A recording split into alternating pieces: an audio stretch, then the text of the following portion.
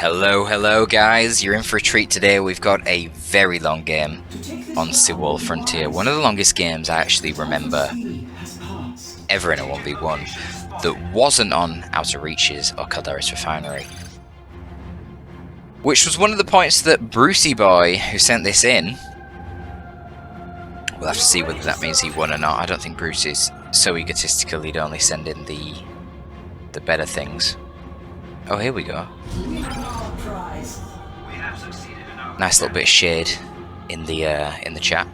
But no, what Bruce was saying is, look, it's not Calderis Refinery, it's not Outer Reaches, it's not one of these maps where it just takes forever to end the game. No, it's Seawall Frontier, which is one of those beautiful triple contested VP maps.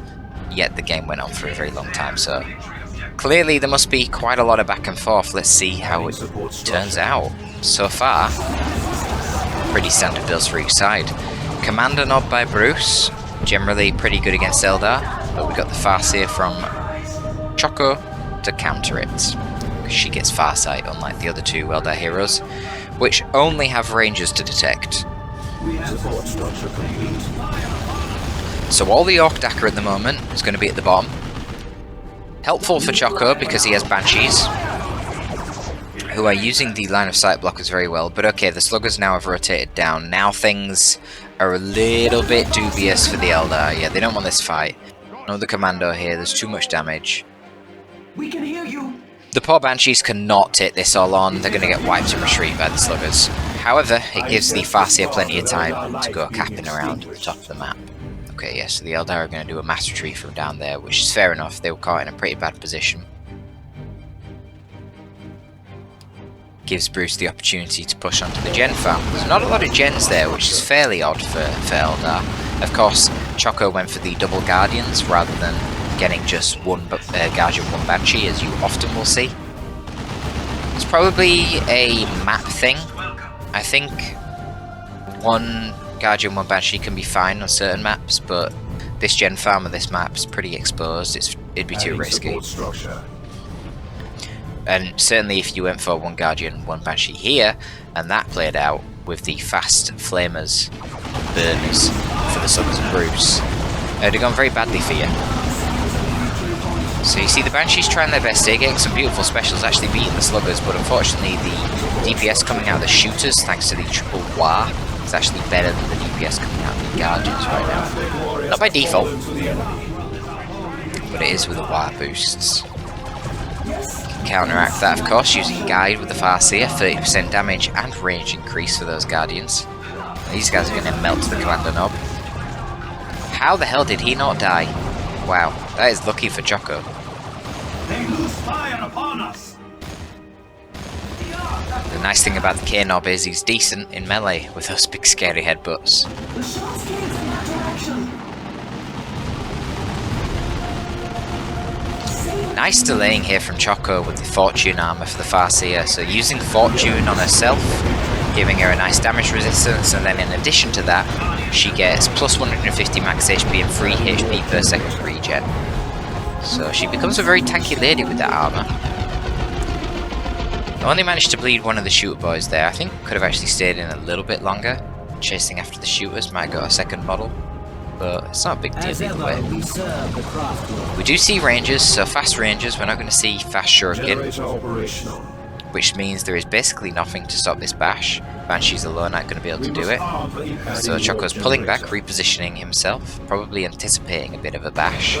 Could do with his Guardians being down here, ready to deal with these Sluggers. But to be fair, the Banshees should win that fight. Certainly with buffs from the Farseer, they'll win that fight. And now they're getting that aspect as well to get that HP buff, as well as the access to their tier 1 abilities. And once they get that aspect, they can beat Burner Sluggers. So Burner Sluggers generally will beat naked Banshees, and then Banshees with the aspect will beat Burner Sluggers. And then in tier 2 it's a bit of a toss-up, depends on how many specials the Banshees can proc. Orcs are claiming a victory point. Generator operational. Okay, Sluggers are going to get out of there, don't want to bleed any models. You see, you really don't want to fight the Farseer when she's got Fortune in melee, because she's got these pretty brutal special attacks actually. They don't look super impressive, and they don't do a lot of knockback, but they trigger really quickly, so you can't really dodge them. They actually do a load of damage, so it can be pretty scary. to melee them. Fortune using the Rangers there, but not helping them really. Two of the Rangers go down. No Storm Boys lost, so that's a nice little trade for Bruce. Capping up the top of the map, just exchanging map control right now. The Guardians working on the bottom of the map. Let's have a look at the eco. Okay, we've got no money for Bruce as he bought upgrades. Yes. Fully upgraded shooter boys here. And big shooters coming up for the other shooter boys up top. It's going to help focus down the Farseer in tandem with the Commando knob. Green cover and Fortune is pretty tough to deal with though.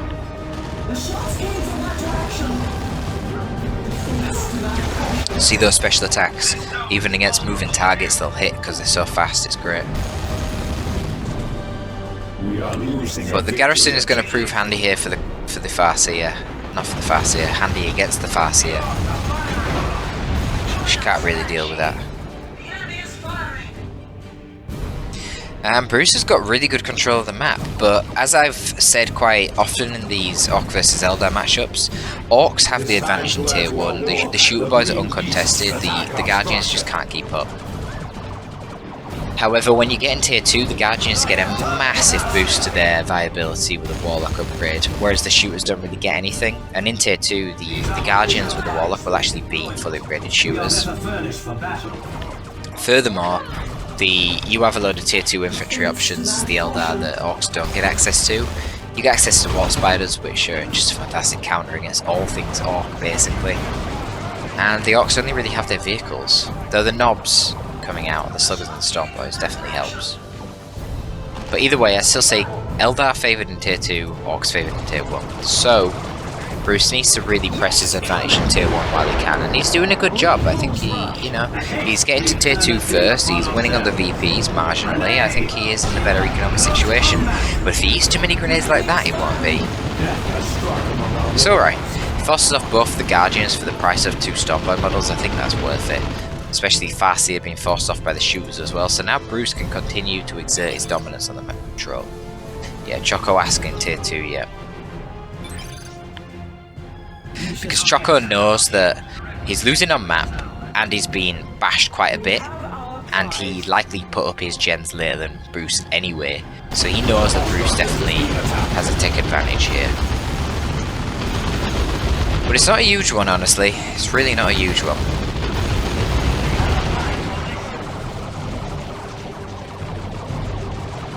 They have targeted us! They are pinning us down!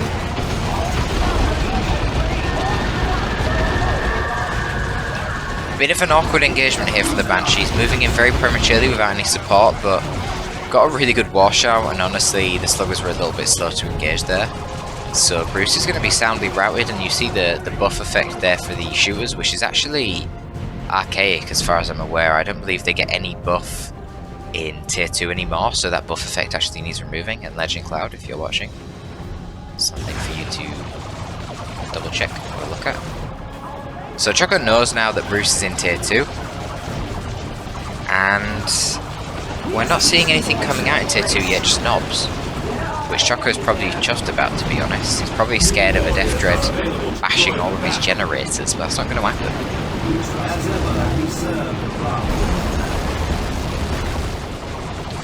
So Choko's actually tier 2 as well. Oh dear. Grenaded his own Guardians there. Killed a couple of Guardians.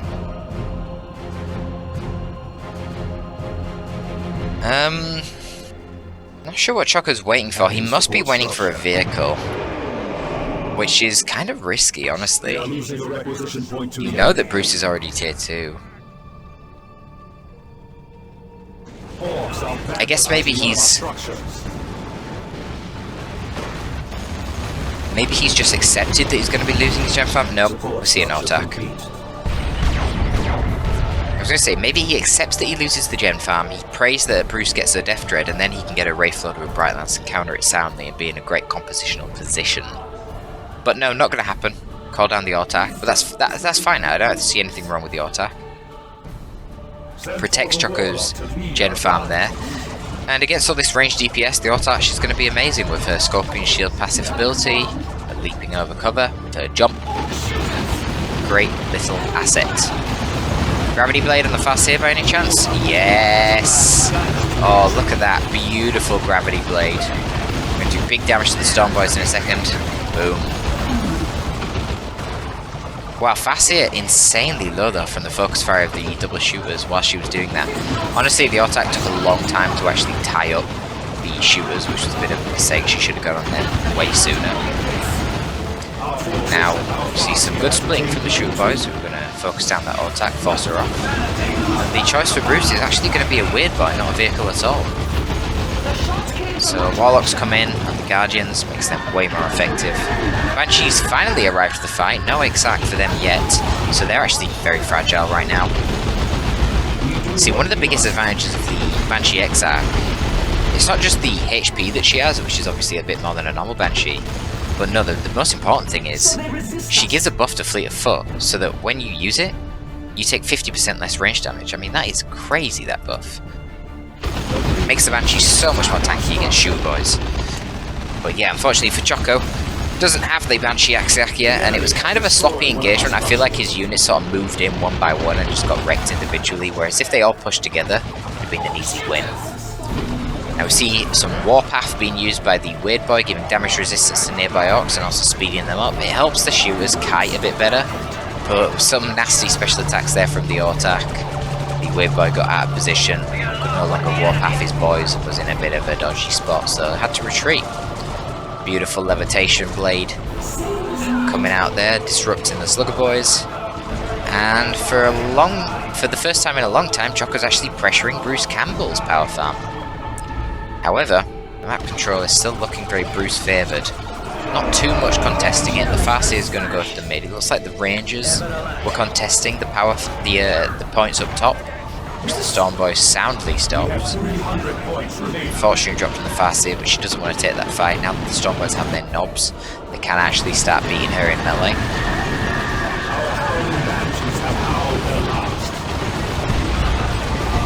Not a bad grenade there, not the first one, like the second one was pretty bad. But that first grenade taking out 3 Slugger Boys is pretty worth it. Very injured Banshees again, losing the exarch, which is really not ideal. And now, good use of Warpath. These shoot boys, look how fast they are, they're terrifying. You know, I'm noticing that Choko bought these Naked Rangers. You know, he's not upgraded them, he's not even using them for the sniper potential. Basically just using them as capping units, and I actually find that quite questionable, because if you're using them as capping units, then they're nowhere near your actual army, so they're not actually detecting for the army, which makes me question why you even have them. And it's something that Bruce should be able to notice and exploit. Those Rangers are never near the main army, so good use of hiding the boys could very well lead to a wide loss of Guardians. Looters coming out for Bruce. Wow, very interesting choice. So Bruce really wants to dominate the ranged game, and as good as Guardians will do with their Warlock against the Shooter Boys, you can't really deal with them when there's a Weird Boy, because that passive attack, doing the huge AoE splash, knocking your units out of cover and just knocking them over so that the Shooter Boys can do all their damage, that's going to be a problem, and that's going to make it so that Bruce wins all the ranged engagements here against Choko. But the Autarch's a very good counter. But she needs support. Yeah, she's jumping in very early there before the Banshees can actually get into position, and that's not great for her. I love these looters. Wow, look at that. Oh my god, the looters just sniped the Banshee exarch. And the Farseer. Wow, these looters, what the hell? Putting in crazy work. Crazy work. Wow. And the best thing is, there's a Wraith Lord now. And the looters can swap to their BB Death Gun and actually do really good work against the Wraith Lord.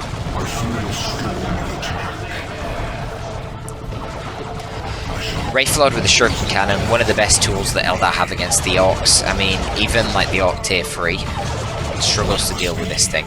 Obviously looted tanks can counter it, but Nobs will struggle because the special attacks do so much damage. You just keep it in range stance and you can punish the Orcs, bleed them like crazy. It'll bleed tank busters like loads as well. Which is actually why it's quite nice to have BB looters, because they've got longer range than tank busters, so they can actually shoot the Wraith Lord about the Wraith Lord being able to shoot back, which is very valuable. Because trust me, using busters against that Wraith Lord with the Shuriken Cannon, man, they can bleed like crazy.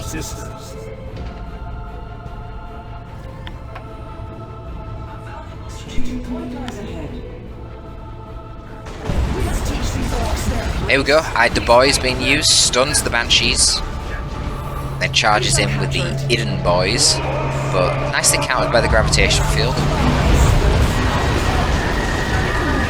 Wow, that does a lot of damage, you know, when it throws them. It really does. Yeah, these Stompers are fucked. They don't want this fight. Fortune being dropped to the Banshees. Oh my god, they're gonna wipe. Oh, that is a huge pickup for Choko. Scorpion Shield is now increasing the range resistance as well for these Banshees. Just a great synergy. I don't think she has enough energy though. Yeah, for another jump. So another Death Gun looter. So Guardians, as I say, generally will do quite well against the shooters in these instances, but the problem is that the shooters were in cover and the Guardians weren't. So Beamy gets some damage, but yeah, this is too much. It's not really in cover for the direction that it's being shot, and this is just way too much range DPS, and now the melee Wraith Lord moves in, dispatches the Death Gun. Beautiful stuff. Nothing here really can deal with the Death Dread. Deal with the Death Dread, deal with the Wraith Lord, but there is a Death Dread coming up, which will do something, you know. Walker versus Walker fights, they're never really that big of a deal, because most Walkers have melee resist, so they kind of just don't really do that much damage to one another, since Walkers rely on splash damage for a lot of their damage against squads. So when it's just the basic damage, which then gets nerfed by vehicle armor, which also gets nerfed by melee resist, yeah, they kind of tickle one another. Of course, the Wraith Lord itself has far higher HP than the Death Dread as well, so I find the Death Dread a very interesting choice, to be honest. I want to see what Bruce is going to do with it. I wonder if he is going to use it mostly just to be harassing the gen farms. But one thing you can also do, you don't have to get it to counter the Wraith Lord at all, you can get it just to deal with one side of the map. Eldar has no anti-vehicle resources right now other than the Wraith Lord itself, so you could just keep like a basic 650 HP Death Dread, just keep it up top near this VP, and basically Choko would never be able to cap that VP.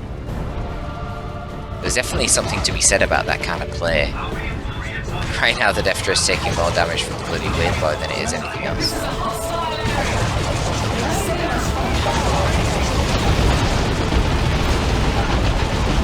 Where's the Beamy looter?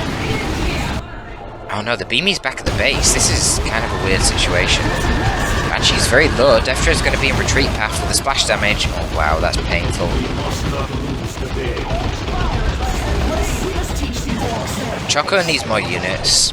That's all I can say right now. Okay, Dark Reapers. I don't really like this choice. Everything he's fighting is light infantry. What's the point? Just get Warp Spiders and use them well. I can kind of understand why he's going for Dark Reapers. They've obviously got much more range than Warp Spiders, which helps them not bleed. And Dark Reapers are heavy infantry, where Warp Spiders are light infantry. So against shooters, in a direct trade, Dark Reapers will be tankier. But they don't have the DPS that Warp Spiders have against light infantry, and Warp Spiders have the mobility. In theory, they should never be taking engagements against shooters where they're not in cover and firing around the shooter's cover. So I think that's a lazy, low skill play. We must arm for even cooler warfare. I think Warp Spiders would have been much better. But we'll see. No place is barred to us. Certainly if these Dark Reapers get caught out by hidden Slugger Boys, they're going to get ripped to pieces. Ironically, that heavy infantry armor, whilst it does protect them from the Shooter Boys against the Burners and the Slugger Knob who do power melee, it's going to be quite a detriment. What happened to the Rangers? I just realised they're dead, aren't they? Yeah, they're dead. They died. That's bad. Oh my god, look at that special attack, and here comes the damage. This is risky though, because the Wraith Lord's there. Yeah. Okay, they do have to retreat. I mean, honestly, Bruce probably should have waited a little bit longer. If his main blob attacked just as the Sluggers did that flank, I think he'd have been in a great spot. Beautiful positioning from the Beamy Looter here. Miles away from the main combat, able to chip away at the Wraith Lord, but actually Wraithlord is now going too deep, and the main Orc army is routed.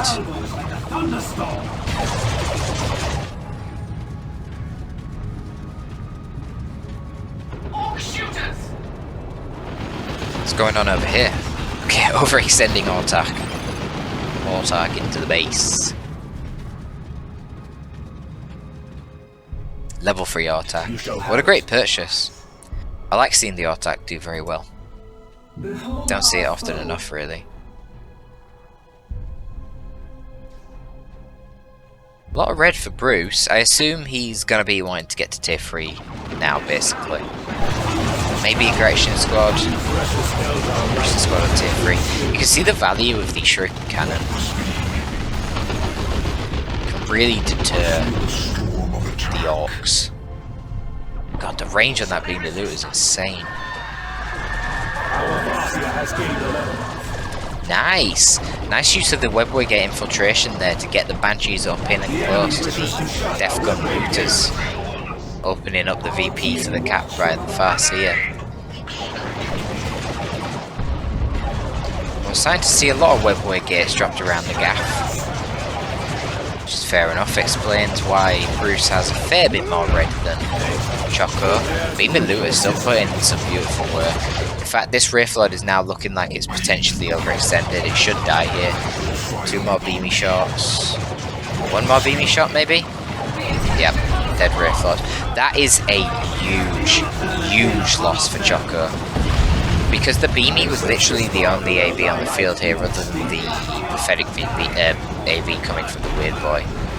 Oh, Choco is really fucking up here. Really overextending those Guardians, losing 4 models and the Warlock is pretty terrible. Focusing more down south with his Fusion Gun Autark, so that gives her a melter damage gun. So it's a decent gun against everything. I mean, honestly, it's not very high DPS. 29.87 DPS. It's okay. But unfortunately, in this instance, he isn't able to take out the Death Dread, and that's going to prove quite problematic for him. Farseer is chilling down bottom. Gonna be very annoying to dislodge when she's sitting in cover and she's got that free HP regen. But yeah, running out of cover like this, probably not a great idea. Okay, going for the Gravity Blade. Fine.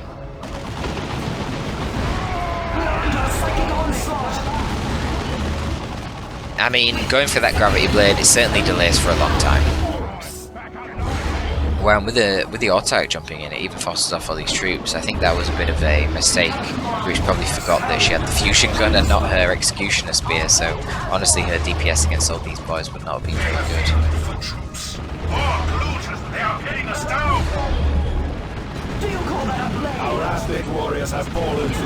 Probably really kicking himself for getting the aspect of fleetness right now, otherwise this Death Dread would be in a horrendous position if the Exarch had heavy melee instead of power melee. Autark should be able to kill the Death Dread here, which is a nice little pickup. I mean, the Death Dread's not that important for Bruce. Certainly Bruce getting the Wraithlord is way more important. Now we've got Banshees in retreat of these Death Gun looters. These guys should be dead. Fleet, where's the fleet? Oh, come on, Autark, chase it down. Even with her Fusion Gun, she secures the kill. Bruce is losing units now. Both players down to 5 units each. Very nice special attacks coming in for the Banshees. Level 4 Banshees versus level 3 Sluggers. Where is the Executioner Spear? The Autark needs her spear back. I'm afraid the Fusion Gun is just not that good in combat compared to that spear. Especially against all this ranged. Nice, we even see the Force Shield coming up with the Autark. Beautiful stuff. I like to see it.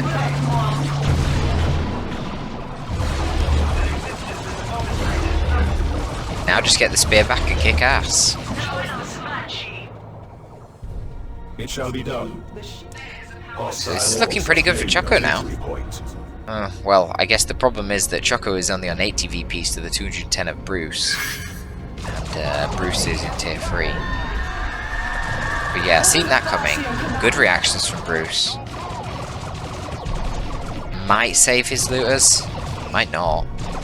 Oh my god, it doesn't. He just takes out the beamy looters as Choco is building another Wraith Lord. That is so annoying for Bruce. Very hard to deal with that because, well, you don't see them on approach because they just pop out for a second and then they're infiltrated. And the infiltration from this Varcia gate it's not just infiltration, it also buffs their speed. It makes them very good at getting sudden retreat wipes. And honestly, Bruce like reacted super quick. Still running around with the fusion gun. I'm almost certain that you can swap between the fusion gun and executioner spear at will now. At least I thought that was the case.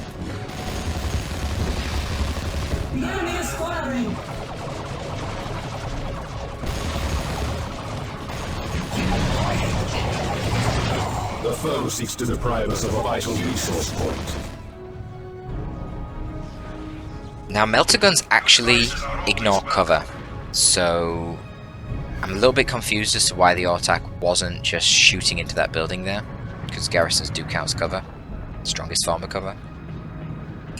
The green beasts attack our structure.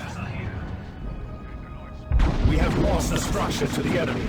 Hang on, oh, I was going to say, is the Wraith Lord got a shuriken or a Bright Lance? Yeah, it has a shuriken. Why wouldn't it, right? Already killed the Death Dread. Okay, Bruce is going in for the kill, going to drop down the rocks. He takes out the Web Brigade. Somehow it doesn't dislodge those Dark Reapers, which is odd.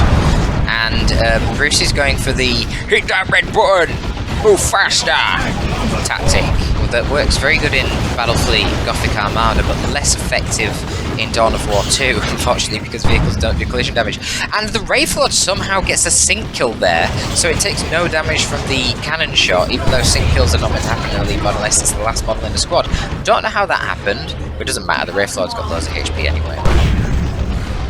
Still running around with this fusion gun attack. Will it be able to take out the commander knob? Getting very close. Very unlucky there, actually missed her 2 shots. I don't know if that would have been enough to kill the commander knob. It might have been, but that shit's what happens. The fusion gun is actually going to be quite useful now to hunt down this looted tank. But what other AV is there on the field? There's nothing, is there? No, you've literally just got the fusion gun.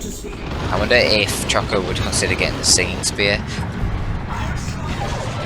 Obviously, if the looted tank tries to move into melee again, tries to ram the Wraith Lord again, then it can get melee by the Wraith Lord. There's no looted a tank melee attack. But yeah, in theory, that shouldn't happen. I don't know what happened to Bruce earlier. That's weird. And now Commando's on the field. Position point near.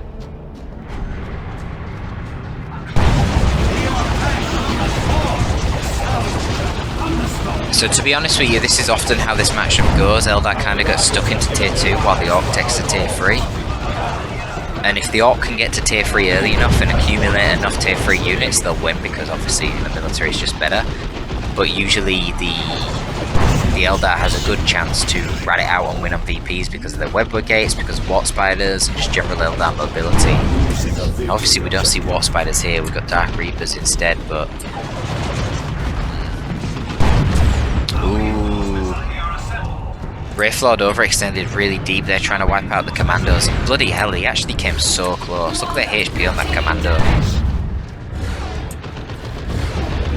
Looted tank punishes him for it though, wipes him. A little bit of a missed micro from the Ortak, really slow to chase that looted tank. She should have been chasing that ages ago, and oh, well 100% if she'd moved straight away that would have been a dead looted tank. At this rate, it lives. The looted tank is gonna live. I think some grots are needed right now to repair that. Well, sluggers are coming back. They did kill the Farseer, who's gonna be rebought, probably gonna go bottom.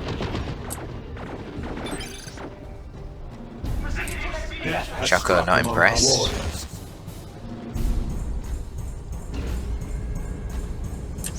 I don't like these Dark Reapers, man. I think these were the single worst purchase for Choko this game. I don't really think they've done anything.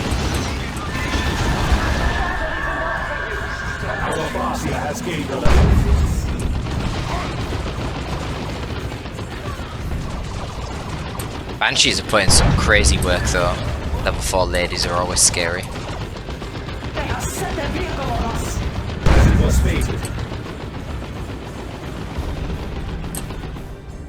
These web wickets are being quite a pain in the ass for Bruce. Look at Choko's. Oh, wow. I was going to say, look at Choko's red. In spite of the Weber gates, he's got loads of red. That was sloppy from Bruce. I don't know why he moved the looted tank up that far with such little HP, given that he knows there is an R-Type with a fusion gun going around. She just swoops in like a real swooping hawk. And bye-bye looted tank. That was a very nice point-blank Cyclone Missile Blast, or whatever the fuck that's called. Not Cyclone Missile. That's Terminators, Spaceman Terminators. You see the heavy infantry of the Dark Reapers. Not very nice when you get hit by power melee sluggers. That's a lot of bleed for Choko. Here we go again. Banshee's charging in under the effect of that Farseer Webway gate.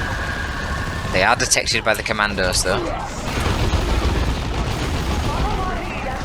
They're doing pretty good. Choko probably wishing he had Distort Field from the Warlock right now. It would have been amazing.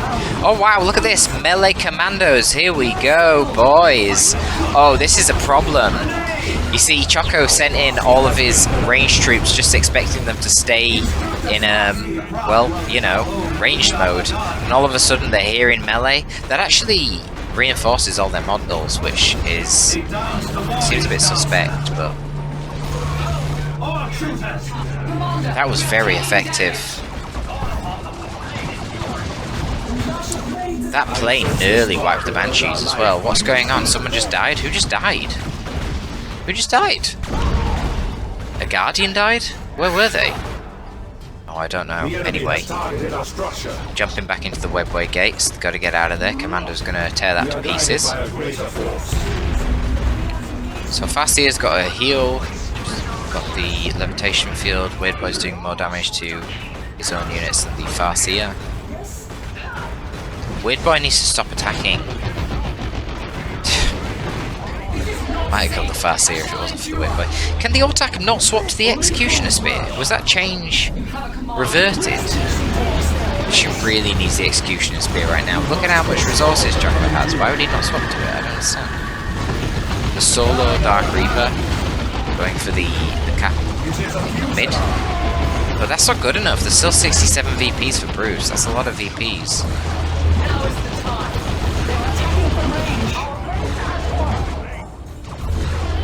Wow, this is scrap. So that is the entire Orc army routed. Commander Nob at this point has pulled out his knife, which is interesting. Don't often see the Commander Nob getting his knife in tier 3. Very unique. Guardians are getting the decap on the top. I don't think the Dark Reapers are going to have enough time. No, they're not. They have to retreat. And now we see Water Spiders at this stage of the game. Brilliant. What a weird game. This is how you know it's getting really scrappy. I mean, 30 minutes into a game, you do not see Water Spiders and the Commander Nob getting his knife very often. Okay, Stick Bombers being thrown by the Commandos there. They get Stick Bombs instead of Burner Bombs once you get the melee upgrade. Helps them wipe out capping units, but Choko's aware of it. Gets out of there in time. Farseer just being an annoying bitch, throwing all the melee around. We actually see another slugger squad for Bruce, so 2 sluggers. I feel like he probably could have just saved up for Nobs, but I don't know. VP's out really low. Yep, well that second slugger squad just got wrecked. So much red for Choko. The Farseer globals aren't really very spammable though. Like, what are you going to do? Spam Farsight? That's not going to do too much. There we go. Executioner Spear at last. So you can swap it. You can swap it. More commandos. God, are you going to blow up?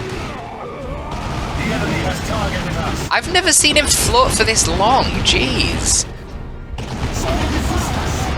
Does his duration of floating around depend on how much energy he had? Like, the more energy, the longer he floats.